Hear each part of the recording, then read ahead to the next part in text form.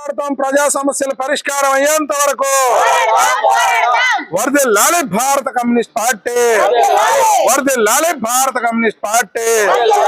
తగ్గించాలి నిత్యావసర వస్తువుల ధరలను, తగ్గించాలి నిత్యావసర వస్తువుల ధరలను, తగ్గించాలి పెట్రోల్ డీజిల్ వంట గ్యాస్ ధరలను, తగ్గించాలి పెట్రోల్ డీజిల్ వంట గ్యాస్ ధరలను.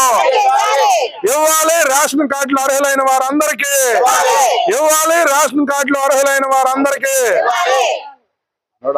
సామాన్యునికి నిత్యావసర సరుకుల ధరలు అందుబాటులో లేకుండా ఆకాశాన్ని అంటే పరిస్థితుల్లో ఉన్నాయి. మరోవైపు కేంద్రంలో నరేంద్ర మోదీ గారు మొట్టమొదటిసారి అధికారం చేపట్టిన వెంటనే 100 రోజుల్లో నిత్యావసర సరుకుల ధరలు తగ్గిస్తానని హామీ ఇచ్చారు. కానీ ఆ హామీ మాట గాల్లో కలిసిపోయి రోజు రోజుకి నిత్యావసర వస్తువుల ధరలన్నీ ఆకాశంలో గెలిపోయినాయి. ఈరోజు కందిపప్పు కొనాలన్న ప్రజలకి, సామాన్యులకి షాక్ తగిలేటువంటి పరిస్థితి కనిపిస్తూ ఉంది. నిత్యావసర వస్తువుల ధరలే సామాన్యుడు కొనేటువంటి ధరల్లో అందుబాటులో లేవు. దీనిపై సిపిఐ పార్టీ దేశవ్యాప్తంగా ప్రచార ఆందోళనలు, నిరసనలు తెలియజేయాలని సెప్టెంబర్ 1వ తారీఖు నుంచి 6వ తారీఖు వరకు పిలుపునిచ్చింది.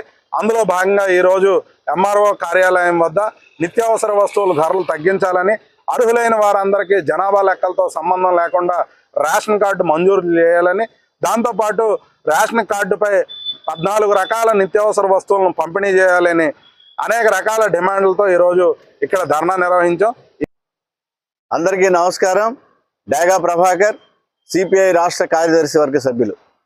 ప్రజల పక్షాన ప్రజా అవసరాలు తీర్చమని ఈరోజు ఏలూరు ఎంఆర్ఓ ఆఫీస్ కార్యాలయం దగ్గర ఏలూరు ఏరియా సిపిఐ ధర్నా చేస్తూ ఉంది. వారిని ప్రత్యేకంగా అభినందనలు తెలియజేస్తా ఉన్నా. మోడీ గారు రాబోయే రోజుల్లో భారతదేశం 3వ ఆర్థిక వ్యవస్థగా పెరిగిపోద్దని, రూపాంతరం చెందుద్దని చెప్పేసి దేశ ప్రజలను మభ్యపెడతా ఉన్నారు. అలాగే ఆయన దగ్గరగా 89 కోట్ల మందికి రేషన్ ఉచితంగా ఇస్తున్నామని చెప్తా ఉన్నారు. అంటే ఉచితంగా రేషన్ ఇచ్చే జనం కోట్లాది మంది ఉంటే ఈయన 3వ ఆర్థిక వ్యవస్థగా భారతదేశం ఎట్లాగా ఎదుగుద్ది అనేది లెక్క చెప్పాల్సి ఉంది. రెండో అంశం ఏమంటే, ఈయన అధికారంలోకి వచ్చే టైంకి గ్యాస్ బండ 470 రూపాయలు ఉంది. మొన్నటిదాకా 1200కి వెళ్ళింది. ఎన్నికలను దృష్టిలో పెట్టుకొని జనరల్ ఎలక్షన్ 300 తగ్గిస్తే ఇప్పుడు 900 చిల్లరే ఉంది. అదే గ్రామీణ ప్రాంతంలో అయితే మళ్ళీ ఒక 50 రూపాయలు పెరుగుతూ ఉంది. దాంతోపాటు ఆనాడు డీజిల్ ధర 62, గ్యాస్ ధర 72 రూపాయలు ఉంది, పెట్రోల్ ధర 72 రూపాయలు ఉంది. ఇవాళ ఇదేమో 100 రూపాయలు అయింది డీజిల్ ధర, గ్యాస్ ఏమో, పెట్రోల్ ఏమో 110 రూపాయలు అయింది.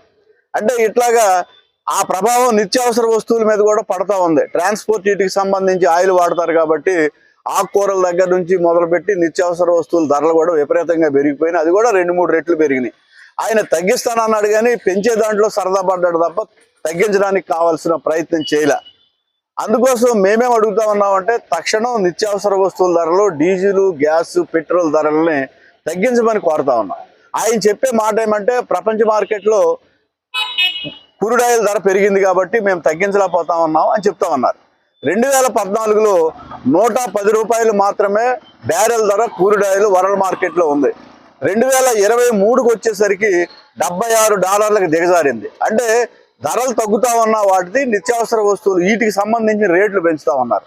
అంటే డీజిల్, గ్యాస్ వీటికి సంబంధించే దగ్గరగా ప్రభుత్వం చెప్పే లెక్క 58 లక్షల కోట్ల రూపాయల ఆదాయం వస్తూ ఉంది.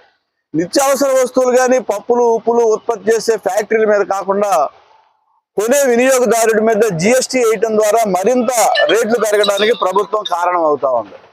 అంటే ఇట్లాంటివన్నీ కూడా తగ్గించాలని చెప్పేసి కమ్యూనిస్ట్ పార్టీగా మేము కోరుతా ఉన్నాం. అట్లాగే రేషన్ కార్డులు ఇవ్వకోకుండా ఈ ప్రభుత్వం, రాష్ట్ర ప్రభుత్వం అప్పుడే 3 నెలలు అయింది వచ్చి రేషన్ కార్డులు ఇవ్వకోకుండా జనాభా లెక్కలు తీస్తాం. అది సంవత్సరం 2 సంవత్సరాలు పడుద్ది. తక్షణం రేషన్ కార్డులు ఇవ్వాలి. దాని మీద కేరళ తరహాలో 18 రకాల వస్తువులు అక్కడ రాష్ట్ర ప్రభుత్వం ఇస్తుంది. అదే రూపంగా ఇక్కడ కూడా ఇవ్వమని కోరుతా ఉన్నాం. అలాగే జనానికి సంబంధించి కూడా ఇంకొక దీన్ని మేము ప్రపోజ్ చేస్తా ఉన్నాం. ఏమంటే, మన కేజీ బేసిన్లో గ్యాసు, ఆయిల్స్ బాగా దొరుకుతూ ఉన్నాయి.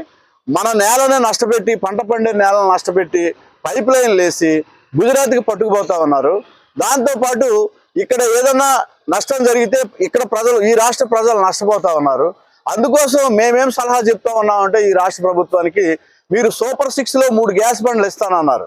కానీ మీరు ఈ రాష్ట్రానికి సంబంధించి రావాల్సిన వాటా కేజీ బేసిన్ నుంచి రిలయన్స్ వాళ్ళ దగ్గర తీసుకోగలిగితే 6 బండ్లు ఉచితంగా ఇవ్వడానికి అవకాశం ఉంది. 30 రూపాయలకి డీజిల్, 40 రూపాయలకి పెట్రోల్ ఇవ్వడానికి అవకాశం ఉంది.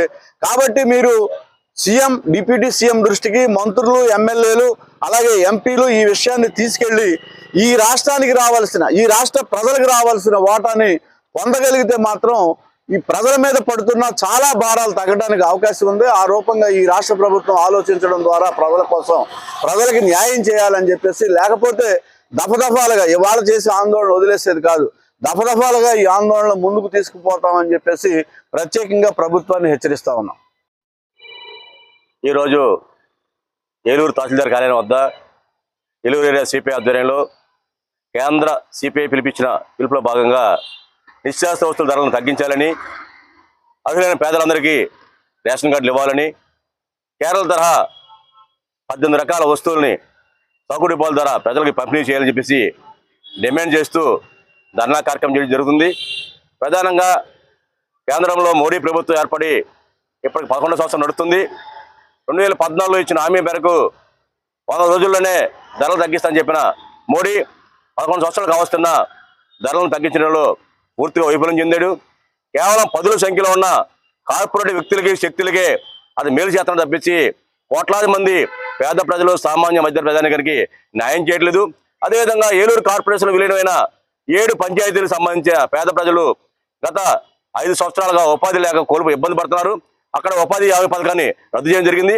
అలా కాకుండా సిపిఐగా, వ్యవసాయ కార్మిక సంఘంగా ఆ విలీనమైన గ్రామాలకు సంబంధించిన పేద ప్రజలకి ఉపాధి పనులు కల్పించాలని, అలాగే పట్టణాలకు కూడా ఉపాధి లేని ఎవరైతే ప్రజలు ఉన్నారో వాళ్ళకు కూడా ఉపాధి పథకాన్ని అమలు చేయాలని చెప్పేసి డిమాండ్ చేయడం జరుగుతుంది. అదేవిధంగా ఉపాధి హామీ పథకానికి గత 10 సంవత్సరాలుగా నిధులు కొరత పెడుతూ ఉపాధి పథకాన్ని నిరుగార్చడానికి ప్రయత్నం చేస్తున్నాడు. అలా కాకుండా సుమారు 2,40,00,000 నిధుల్ని ఈ యొక్క ఉపాధి హామీ పథకానికి కేటాయించాలని చెప్పేసి మేము డిమాండ్ చేస్తున్నాం. ఆ విధంగా ఉపాధి హామీ పథకాన్ని సక్రమంగా అమలు చేసి ఎవరైతే ఉపాధి లేని పేదలు ఉన్నారో పట్టణాలకు కానీ గ్రామాల్లోనే వాళ్ళందరికీ సంవత్సరాలు 200 రోజుల పనులకి రోజు కూలి 600 రూపాయలు ఇచ్చేలాగా కేంద్ర ప్రభుత్వం చర్యలు తీసుకుని కోరుతున్నాం. ఈ యొక్క కార్యక్రమాన్ని ఇంతలో రాకుండా రానున్న కాలంలో ప్రజలకు అందుబాటులో ఉండే విధంగా సిపిఐ అనేక కార్యక్రమాలు చేస్తుంది. ప్రజలకు సంబంధించిన అవసరాలకు సంబంధించిన నిత్యావసరాల ధరలు తగ్గించే వరకు ఆందోళన చేస్తుంది తెలియజేస్తున్నాం.